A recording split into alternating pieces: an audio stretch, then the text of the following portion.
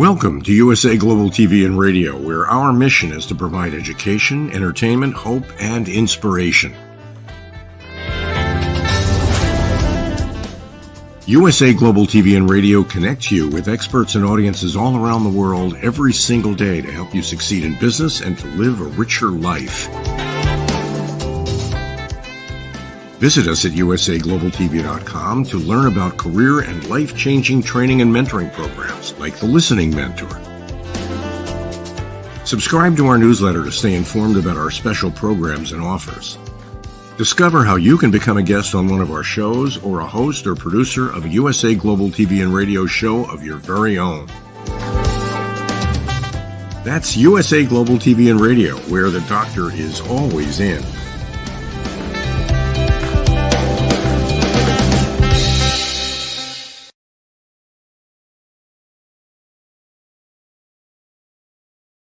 Hello and a massive warm welcome to the US Global TV and Radio. I'm Ambassador Dr. Jamie Long and our show today is Spread Your Wings. You can watch our show live on YouTube, Roku, Amazon and all social media platforms.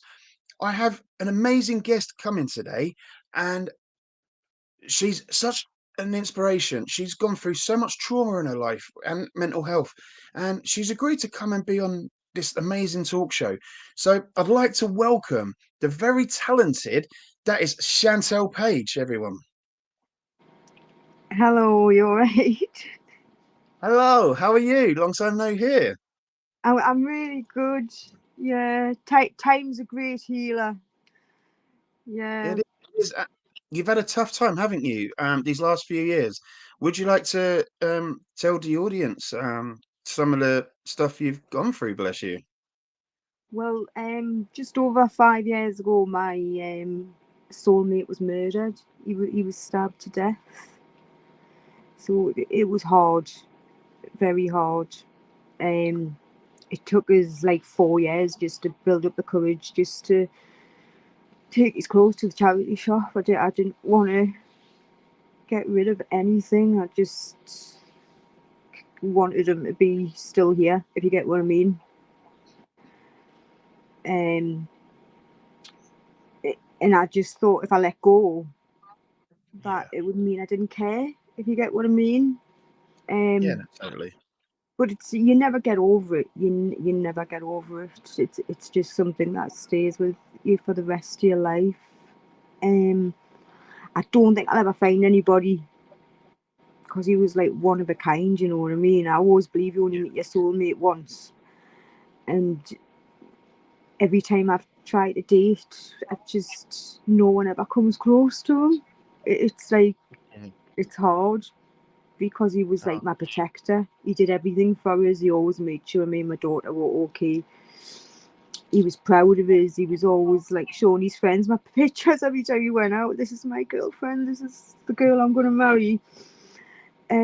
He was just so proud, and he brought up my daughter from being 2 years old. So she was 13 when he died. Yeah.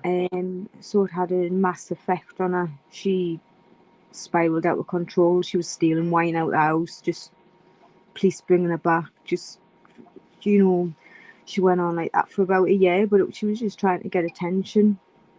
She was dealing with a grief completely different to me. Not like she would just sit in her room, and not when I tried to talk to her, she would just tell us to get out, and I don't want to talk to you and stuff. So Finding yeah, it different, hard. hard to deal with. It was really hard. And then a real dad come back in our life, and after like not being in it for 10 years, 12 years, and she just didn't. She says, I'll never see him as my dad. Like, Simon will always be my dad, because he was just there for her.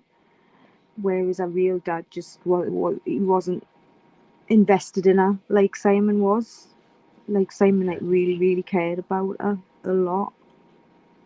And how has that, as obviously you said, it's took 4 years for you to come to not necessarily the terms, but to be able to go through his stuff. Is there anything you're doing? Because I noticed you're ambassador for against knife crime. Would you like to tell us a bit about that and how it did come about with you I just focusing on the knife crime? there's a guy called Ben Span that runs Change Your Life, put the knife down. He asked if I would be interested in doing a fight for knife crime, like in the ring, like boxing. So I agreed to do it, to raise money for knife crime. And they kind of stitched us up with a pro boxer. I'd only had like 4 weeks training. I'll admit I was petrified, because she like nearly knocked us out. I think I would be. She nearly knocked us out in the first round. She had like 10 years experience on me, but I don't know. I just felt like I heard a voice in my head, like Simon telling us to get up, you can do this, you can do this. And then I was dead dizzy, and then I just come to and got back on my feet, and then I beat her in the second round, and then I ended up drawing with her.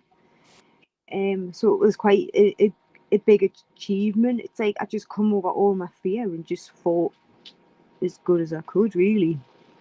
The adrenaline rushed straight into you, and you was It like, was, yeah, "Yep, it was Simon's like told as me if to." he was there by my side, like holding us up, Yeah, telling us to.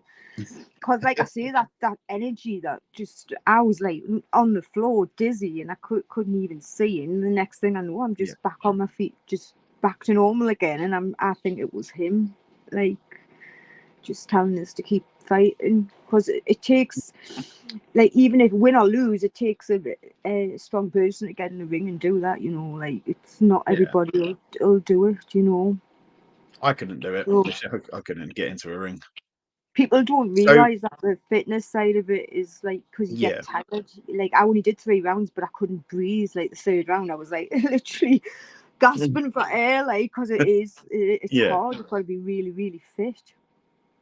Wow. So So you've done that fight, and obviously you're on a massive campaign and drive to educate people against knife crime, certainly young people with knife crime.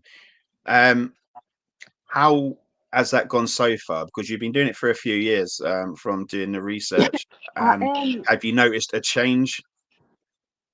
not really so much a change, because it's like happening every day, isn't it? But I am doing Simon's film to raise awareness for knife crime. I've got somebody writing it at the moment, called Lisa Loops, Oh and yes, I know, Lisa. another guy called Mark, but I can't remember his surname, but he's a film director from London. But yeah, it's like, what I was going to do is get like government funding to fund it, and then whatever money the film made, I wanted to buy bleed kits for all the cities to save lives. That Yeah. was the plan, but I also want to eventually go and do talks in schools to young children, and like even teenagers, to explain the dangers of knife crime. Because I think, Tell like, your obviously story. telling my story would shock people, and like, it's not just obviously like us in Simon's family that were like devastated. Obviously, the people who killed him, their families and their children are without dads and stuff because they've been sent to jail for 25 years. So they won't see that children grow up. So it affects everybody just by a Yeah, stupid so thing. although what they did to Simon, Simon's a victim, you're a victim, but also the perpetrators that did this, their families are victims as well from it because they've now got to live with it and everything they've gone through. Um, Exactly. do you think doing your knife crime campaign and that is helping you along your road to recovery with losing Simon? I kind of like when other people like lose somebody in knife crime, I always like understand like how they feel, like because I went through it.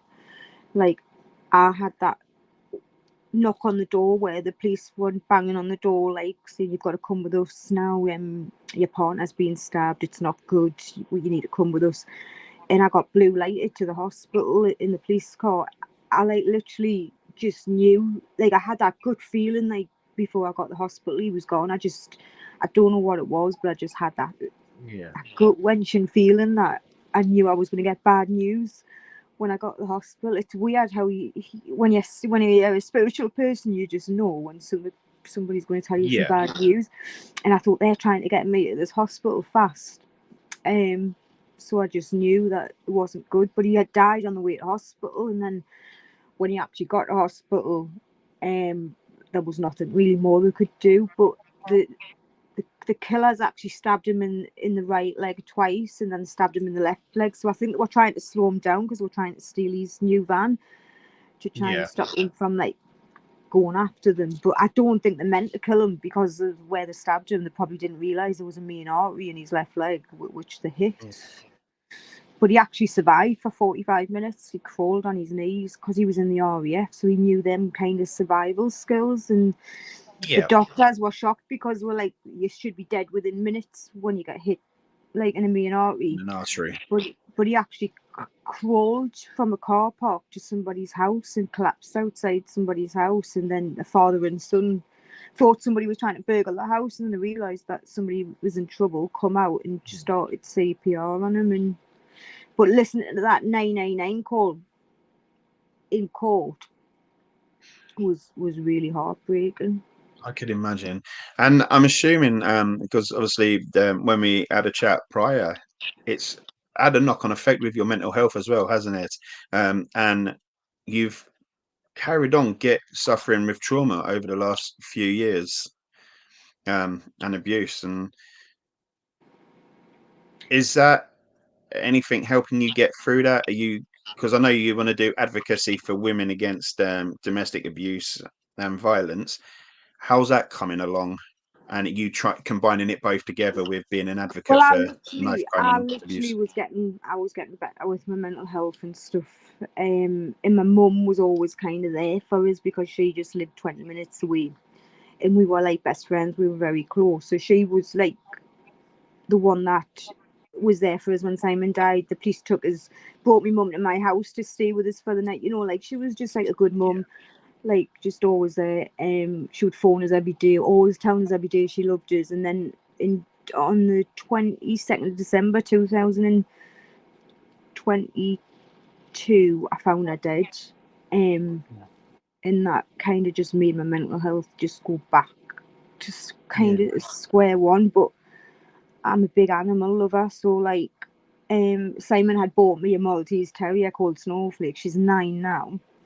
And then I've got her two puppies, which is Prince and Cleo.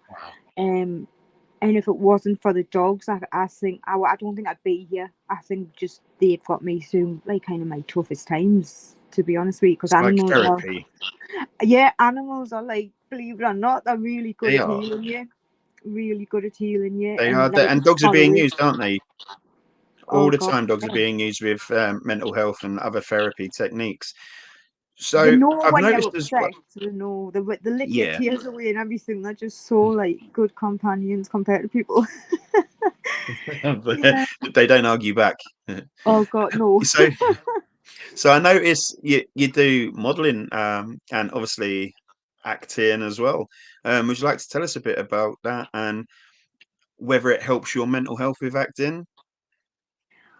Well, after Simon died, I was like, obviously before he died, I was in the middle of playing the lead role in a film, and I still continue to do it after he died because it helped take my mind off stuff. And it was in Rumford, so I was like traveling all the time, but just getting away and being busy, it really helped, because sitting in the house was just making us feel totally suicidal. So I just kept myself busy, really, and just did loads of different things. I did. I remember Joe Egan. He did a lot for charity for Simon, like knife crime stuff, and I did talks at these knife crime events, and he really helped because he was like Simon's best friend. They were like brothers, so he was pretty devastated. When he died, it was just like it really hit him hard. So like, yeah, but he got me through my toughest times because he raised money to help me and Nikki get back on my feet, and I'll kind of be forever grateful for that, because I lost my house. We had to go in temporary accommodation. Simon had actually bought a house and took a life insurance policy out on the house and left the house to me and Nikki, but he didn't sign it. So we didn't. But yeah, he didn't sign it because obviously he died before he could sign it. So yeah, we lost everything and had to start again. So I was in there for about 3 or 4 months. I think I was in like a 2-bed flat, and it was hard because you couldn't even swing a cat in there. It was so small for having dogs and cats. But yeah, I ended up getting a new build, like a 2-bed new build, and it was like I've been here 5 years in October now. So yeah. Wow. Very, So it's a long time then. yeah. Have you got any charity work coming up next, or how are you getting on with doing your talks in the schools and everything? I haven't. I'm gonna do like get in touch with the council to like email them and ask if it would be okay to do it, because it's like educational as well. There's a lot of violence in knife crime now, and people will just be walking down the street these days. I mean, look at that guy. Was he 15? The guy in the lad in London. He got chopped up with a sword, and he was just walking to school. And it's kind of just like these crimes are unprovoked as well, and it's just sick. And I go everywhere in my car. I not walk anywhere because I just don't trust the world. I never get public transport because of. And was that ever since what happened to Simon, that you just want to drive everywhere, not use public transport or walk, or was you kind of like that before? No, I used to get the train all Dreadful the time with situation with Simon. Me and Simon used to go on the train to London, Manchester. I used to go and watch football with him because he was a big football fan. He had like a season ticket, so we'd go away for weekends and go away on the train. We'd go to London because it was better. You know how stressful it is driving in London, and obviously I suffer from post-traumatic stress disorder because of what happened to Simon. So it's like I'm not very good in like crowds of people. I've got like a severe borderline personality disorder as well because of it's been abused as a child, but obviously it was made worse when Simon died. So like a trigger point. It's not. So what are you doing to help you with that? So for the listeners who might be listening to your story and they're thinking, wow, she's gone through a hell of a lot in 5 years, and and if they're sitting there thinking, I'm concerned about my mental health, whether it be borderline personality disorder, PTSD, and they're nervous about going out, what advice would you say from experience to these viewers and listeners? To be honest with you, I just tell them just to keep busy, to take their mind off it. Also, if they've got like a dog who's like a best friend, like the dogs are really good therapy, and also get like books on positivity, like manifesting and stuff, because they do teach you how to not think negative thoughts, which has really helped me, reading a lot of books on on being successful and just always thinking positive. The book The Secret that I had was a really good read, and it teaches you all about having positive thoughts. It's like can change your life. So that's what I do. I just read all these books, and it really helps because the Have you gone negative. to any therapies? So I like done haven't say actually. EMDR and I haven't. No. I did when because I was raped on the 8th on the 7th of May because I had to go and do a video link with the police on my birthday. So it's something I'll never forget. And I did have therapy then, like with a counsellor. And it's just that didn't help with my mental health. So I've been through all these things, and then I had a boyfriend that was abusive and a narcissist, and I had to get a restraining order against him. A week before Christmas, I had to go to court. He got sent back to prison for a few months. He was meant to be released in the beginning of October, and he got another 2 months in jail. But it's like a lifetime restraining order because he's very dangerous. So he threatened to petrol so bomb my house, threatened to throw acid in my face, so no one else would look at us. That type of thing. It's not you've the certainly best. gone through it, Chantel. I'm so sorry for everything you've gone through.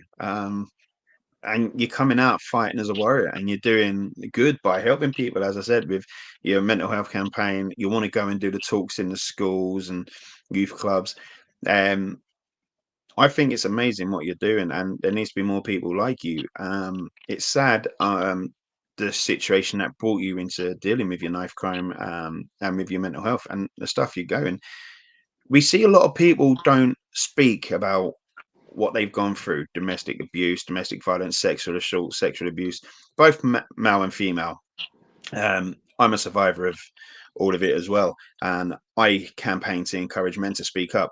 But what would you say to someone who's watching this who is in that situation where they're going through some form of either domestic abuse, domestic violence, sexual abuse, assault, but they don't know how to get out? They're scared to get out. They're scared to talk. What advice from a woman could you say? Um, and what did you do to get you through that situation? What had happened was the police were at my house for another incident. I mean, it was nothing bad, by the way, but they were at my house, and my ex phoned me up. And the police officer knew there was something wrong. She actually said there was. I just heard that phone call. Have you got the controlling partner? And she took it very seriously, and she reported it to our sergeant, and then they just took it from there. Got in touch with the prison to stop him from ringing us. And he ended up getting charged with stalking us and all that. So my advice would be just speak to somebody, because they put me in touch with like the domestic violence team, who phoned me and give me some good advice, and they were helping us get a house, like somewhere safe and all the rest of it. And they do like women's refuges. So there's always people out there to help. It's very serious now, domestic violence. The police do take it seriously. So my advice would be, don't be scared. And even if you've got children, don't worry that they won't have anywhere to go, because they do self-contained flats, like 2-bed apartments, where the domestic violence team could get them in somewhere like that. So the best thing to do is to talk to the police. That definitely, I wouldn't just take it. Don't take the abuse, and don't be scared to get out. So we see a lot of it with people skeptical to talk to the police because they think nothing will be done. It'll get brushed under the carpet. It's one word against another. The police are too busy. Not enough policing. And do you think that is a big key part of the reason why men and women don't speak up about it? No, because I think it's harder for men, because when women report it, the police seem to take it more seriously. But for men think that they're not going to be believed. They think that they're going to laugh at them. And Yeah, but yeah, I wasn't believed when I was raped and suffered with domestic abuse and violence. I wasn't believed. So I know where you're coming from and on that avenue. But there's also a law, isn't there, called Clare's Law, which people can use now to find whether their new partners or people they're starting to date have a history of being abusive, being violent and aggressive. Do you think that is a good thing or not? Because there's so much mixed controversy at the moment between Clare's Law. Well, I did Clare's Law on my ex, and it come back really bad. He had like quite a big record for violence, headbutting women, controlling women, assaulted 13 police officers when they tried to arrest him, put a guy in intensive care. I remember when I went to see him in prison on a visit, and I tried to end the relationship, and he strangled us. Like, what he did was, because he was very clever, he would pretend that he was being affectionate, start stroking my neck, and then went to kisses, and then put his hand around my throat and said, "If you ever leave me, I'll crush your effing windpipe." So I've got this tattoo on my wrist, and he made us get it. He said if I didn't get this, sorry if you can just see it, I'm just trying to Just about, sorry, it's upside down, but yeah. sorry, I'm moving my hand the other way, but Oh yeah, that's it. I can see it now. Yeah. He made us get this tattoo, Sean B, and said if I didn't get it, he would throw acid in my face, shave me hair off. So I was petrified. He had his I was vulnerable anyway from grieving over Simon, and then obviously after losing my mum, I was even more vulnerable. So he seemed to just come in my life when I was vulnerable. So I kind of just believed everything he said. And when he had a mobile phone in prison, it was worse, because he would video call us to find out where I was. I wasn't allowed to go out, but then he got caught with a phone and got sent. He was in an open prison. He got sent to a normal prison. Yeah. And obviously he got an extra month on his sentence, but it was good because he couldn't contact us and video call us, so it was good. I used to get threatening emails off him as well, and then that obviously they retract as well. But he was clever, because he would, like I say, he would make them threats and he'd throw acid in my face, shave my hair off on the phone, the mobile phone. But when he was on the prison phone, he would, because the calls I listened in on, he was just clever at manipulating. He even said as an email where the prison officers wouldn't send it. It was because it was so violent. What he said he was going to do is the prison officers banned him from actually sending the email to us. So that's good they managed to ban it. So I understand as well that you're in the middle of writing a book. No. Your story? Just a film. So it's just a film you're doing. Yeah, it's just eventually I would like to do a light story, but not at the moment, because I've got too much on at the moment. I'm doing a horror film, and then obviously I've got a TV series called All Together Tab, and that's a comedy, so I'm doing that, and then obviously Simon's film. So it's kind of just too much happening at the minute. I'm also coaching this girl. She got in touch with us through my model agent. Apparently she's my biggest fan, and she wants us to help her get into the modelling. So she really wants to be a model. She's only 15, but she's 16 in August. And I'm just trying to give her the best advice and take her under your wing, and we're just trying to get her not to fall for all these, these photographers that are, you know what I mean, just to stay safe and obviously just stay away from people that try to take money when they want you to join the agency, because there's so many scams out there. It's just crazy. So do you find, because of what you've gone through, it's now making you not judge but look deeper into things before you commit? So like, as you said, you do the modeling, like researching a photographer properly, and does it make you get nervous because of what you've gone through in the past? So it's like flashbacks or anything like that. Has that kind of affected your modeling a bit, or has it kind of just made you a bit more weary? I kind of only go to photographers who I've already worked with, but I don't really.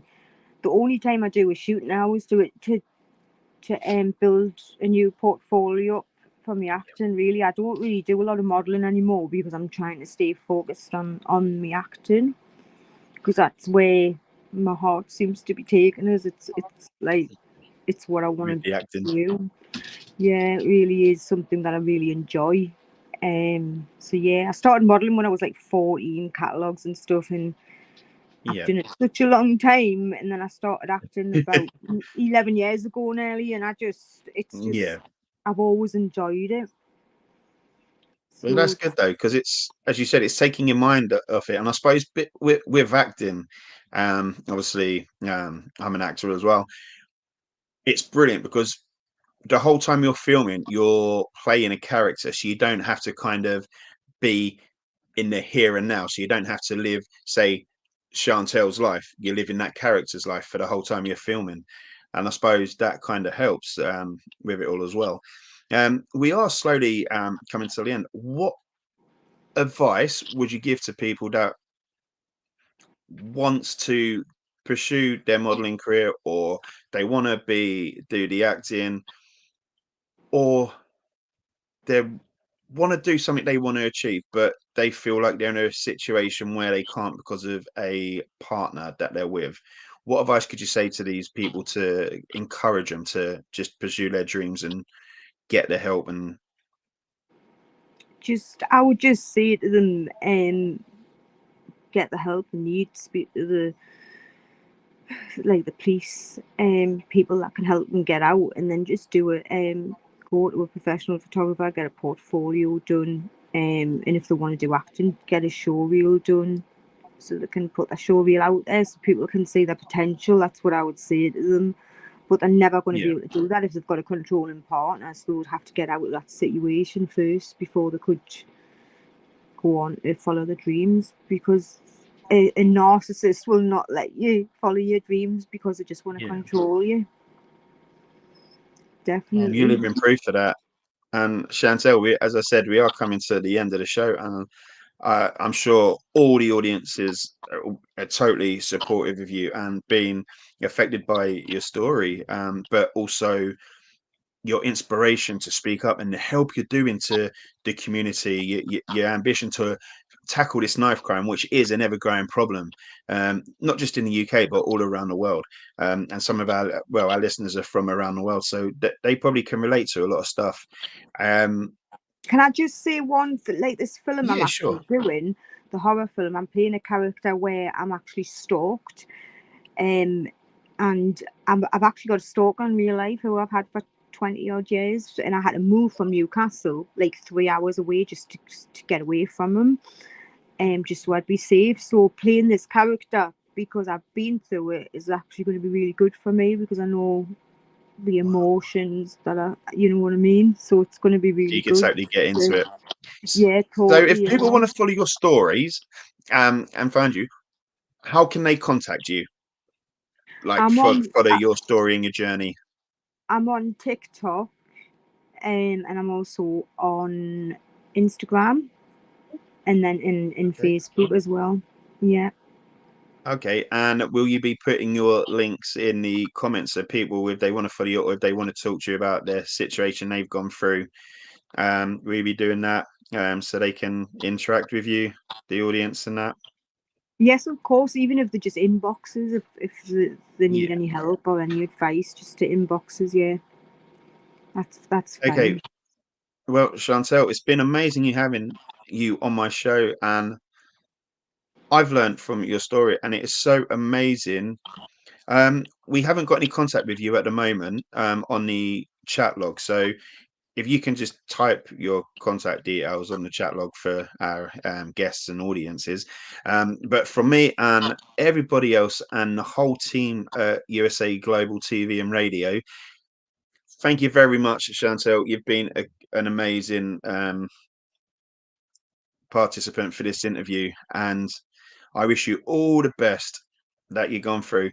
And audiences yourself, if you've been affected by anything what Chantel's talked about, please speak to someone or speak help. It's okay not to be okay.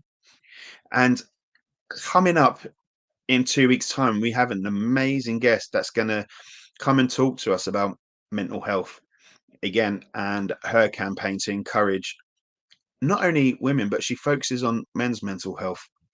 And I'm really looking forward to for this chat. But as we said, if you want to get in contact with Chantel, her details are on the screen, and she is an inspirational. I've looked at her social media platforms and her ambition, and if you got any, if you want any advice or any help, then Chantel's the person to go to. I just want to say a massive, massive thank you to you, the audience, for listening and watching from around the world. This is our first show we've done today, and hopefully it's the first of many, and we will be here every other week. And I hope you've thoroughly enjoyed it. And if you'd like to be part of the show, then please go onto the emails, the websites, the usaglobaltv.com, and follow the Spread Your Wings show. But I just want to say a massive thank you to my mentor, Dr. Jacqueline. And it's just been totally amazing as a first show. So thank you, everybody, from the bottom of my heart. And I hope you have an amazing, blessed week. And I see you in 2 weeks' time. I'm Ambassador Dr. Jamie Long, and thank you very much for listening. Thank you.